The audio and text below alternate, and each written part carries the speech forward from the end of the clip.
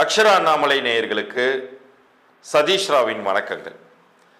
இனிமேல் நம்மளுடைய பகுதி மாதந்தோறும் உங்களுக்கு கிடைத்து கொண்டே இருக்க போகிறது. அதில் எந்த டாப்பிக்கில் உங்களுக்கு வேணுங்கிறத நீங்கள் கீழே கமெண்ட்லேயும் கொடுக்கலாம். இன்று நாம் ஆவணி மாத பலன்களை பற்றி பார்க்க போகிறோம். இந்த 2026 மேஷம் தொடங்கி மீனம் வரைக்குமான 12 ராசின்னு இருக்குமே, ஏதேனும் ஒரு வகையில் நமக்கு நல்லது நடந்து விடாதா, ஏதாச்சும் ஒரு மாற்றம் நம்ம வாழ்க்கையில் நிகழ்ந்துராதா, அற்புதம் நடந்துராதான்னு நீங்கள் எல்லாம் ஏங்கிட்டு இருக்கிறது கிளியராக புரியுது. அதற்கான வாய்ப்புகளையும் கிரகங்கள் கொடுக்காமல் இல்லை. எந்த கிரகம் என்ன மாதிரியான வாய்ப்புகளை கொடுக்க போகுதுங்கிறத இப்போ பகுதிக்குள்ளார போய் பார்க்கத்தான் போகிறோம். அதுலேயும் குறிப்பாக நான் எப்போதுமே சொல்வதுண்டு, கிரகங்களை நம்மளால் கைகளால் பிடித்து வைக்க முடியாது, அது சுற்றி கொண்டே தான் இருக்கும். சில நேரங்களில் அது நற்பலன்களை தரும், சில நேரங்களில் அது கெடுபலன்களை தரும். உங்களுக்கு வாழ்நாள் முழுமைக்கும் உங்களுக்கு நல்ல பலன்கள் கிடைக்கணும் அப்படின்னு நீங்கள் நினச்சிங்கன்னா எண்கணித ரீதியான பரிகாரங்களை நாடுங்கள். அதுலேயும் உங்களுக்கு தற்போது அமைந்திருக்கக்கூடிய பிறந்த தேதியின் கூட்டு எண், உங்களுடைய பெயர் ஆங்கில எழுத்துக்களின் படி எப்படி அமைஞ்சிருக்குங்கிறத இலவச பொது பலனாக தரப்போகிறேன். அதை பற்றின குறிப்புகள் இந்த பகுதியின் இறுதியில் வருது.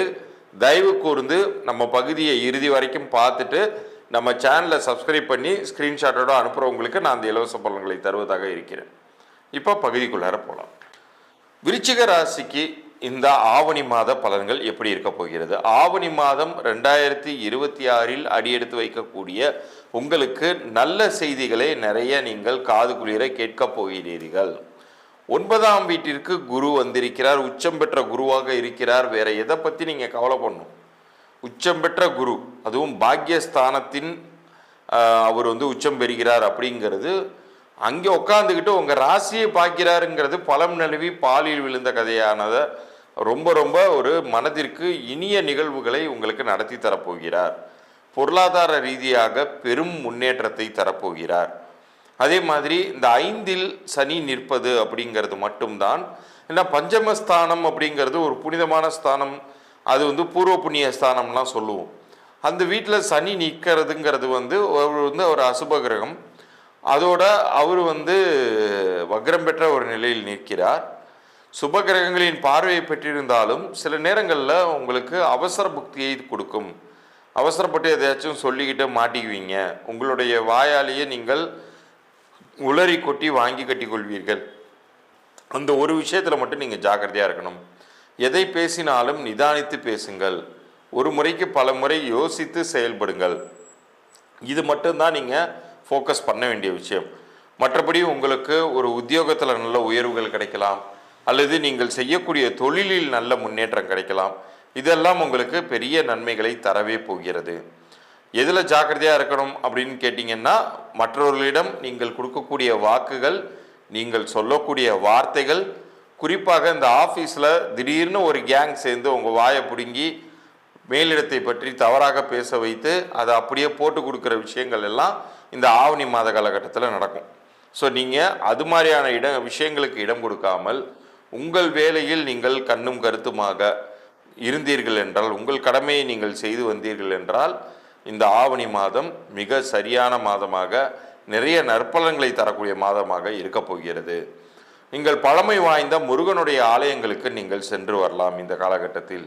அதுக்காக நம்ம திருச்செந்தூர் தான் போகணும், பழனி தான் போகணும் அப்படிங்கிறதெல்லாம் கிடையாது. இப்போ நீங்கள் சென்னையில் இருந்தீங்கன்னா வடபழனி கூட போகலாம், அந்த ஆலயத்திற்கு கூட செல்லலாம். உங்கள் ஊரில் பிரசித்தமான முருகன் ஆலயம் ஏதேனும் இருந்தால் அங்கு நீங்கள் சென்று மனதார அந்த முருகனை நினைத்து வழிபட்டாலே உங்களுக்கு கெடுதல்கள் நிறைய நீங்கி நன்மைகள் பெருகும். அதே போல் நான் அடுத்து சொல்லக்கூடிய விஷயத்தையும் நீங்கள் பரிகாரமாக எடுத்துக்கொள்ளுங்கள். வழக்கமாக கோயிலுக்கு போகிறத தான் நீங்கள் பரிகாரமாக கேள்விப்பட்டிருப்பீங்க. ஆனால் உங்களுடைய பெயரையே மந்திரமாக மாற்றக்கூடிய ஒரு விஷயத்தை பற்றி நான் சொல்ல போகிறேன். அதையுமே நீங்கள் செயல்படுத்தினீர்கள் என்றால் உங்களுடைய லைஃப் இந்த ஆவணி மாதம் மட்டுமல்ல, அனைத்து மாதங்களிலுமே உங்களுக்கு நல்லது நடக்கும். குறிப்பாக இந்த ஆவணி மாதத்தில் குரு தான் உங்களுக்கு ஹீரோவே. ஏன்னா இந்த செவ்வாய் அப்படிங்கிறதினுடைய அதிபதி யாருன்னு கேட்டிங்கன்னா தென்முக கடவுளான முருகப்பெருமான். அந்த முருகனே தன்னுடைய தந்தைக்கு குருவாகி பிரணவ மந்திரத்தை போதித்தவர் தான். அப்படிப்பட்ட உங்களுக்கு குரு உங்களோட இணையும் பொழுது குரு மங்கள யோகத்தை உண்டாக்கும். ஆஸ்பிஷியஸ் திங்ஸ் எல்லாம் உங்கள் லைஃப்பில் நடக்க ஆரம்பிக்கும். இந்த காலகட்டத்தில் ஏதேனும் ஒரு நல்ல விஷயம், மங்களகரமான விஷயம், குறிப்பாக திருமணமோ அல்லது ஒரு வீடு கட்டி பாதியிலே நிற்பதோ, கிரகப்பிரவேசம் செய்ய முடியாமல் சிரமப்படுவதோ, ஏன் ஒரு குலதெய்வம் கோயிலுக்கு போய் நேர்த்தி கடன் செலுத்துவது கூட ஒரு நல்ல விஷயம் தானே. அதெல்லாம் செய்ய முடியாமல் இவ்வளோ நாள் தடைப்பட்டு இருந்துச்சுன்னா இனிமேல் அது நடந்தேறும். இனிமேல் அது இனிதே முடிக்க முடியும் உங்களால். ஸோ இந்த காலகட்டத்தை மிக சரியாக பயன்படுத்திக்கோங்க. உங்கள் நடவடிக்கைகளில் மட்டும் ஒரு மெச்சூரிட்டியை வெளிப்படுத்துங்க. எப்போதுமே அவசரப்பட்டு யார்கிட்டையும் எந்த வாக்குறுதிகளையும் கொடுத்துடாதீங்க. அது உங்களுக்கே வினையாக மாறிடும்னு சொல்லியிருக்கேன். உங்களுடைய வார்த்தைகளில் கவனம் செலுத்துங்க. ஏன்னா கொட்டிய வார்த்தைகளுக்கு மற்றவர்கள் சொந்தக்காரர்கள் ஆகிடுவார். நீங்கள் அதுக்கு பொறுப்பெடுத்துக்கிறவராக ஆகிடுவீங்க. அவசரப்பட்டு நம்ம பேசிட்டோமோ அப்படின்னு மனம் வருந்தக்கூடிய சூழ்நிலைகளுக்கு ஆளாகி விடாமல் பார்த்து கொள்ளுங்கள். இதை நீங்கள் செய்தீர்கள் என்றாலே நீங்கள் பெருமளவுக்கு காப்பாற்றப்படுவீர்கள் அப்படிங்கிறத நீங்கள் புரிஞ்சுக்கோங்க. அடுத்தடுத்து வரக்கூடிய காலகட்டங்கள்லையும் குருவனுடைய நகர்வுங்கிறது உங்களுக்கு பெரும் சாதகமான பலன்களை தரப்போகிறது. உத்தியோக மேன்மையை தரப்போகிறது. தொழில் மேன்மையை தரப்போகிற இடத்திற்கெல்லாம் அதிசாரமாக குரு நகர்வார். ஸோ இதுவும் உங்களுக்கு நல்லது நடக்கும். சனியை பொறுத்த அளவுக்கு கவலைப்பட வேண்டாம். பட் கொஞ்சம் காலதாமதங்களை தந்து அவர் நன்மைகளை தரப்போகிற ஒரு இடத்துல தான் இருக்காரு. குறிப்பாக இப்போ நான் அடுத்து சொல்லக்கூடிய அந்த எண்கணித ரீதியான பரிகாரங்களையும் பார்த்து பயன்பெறுங்கள்.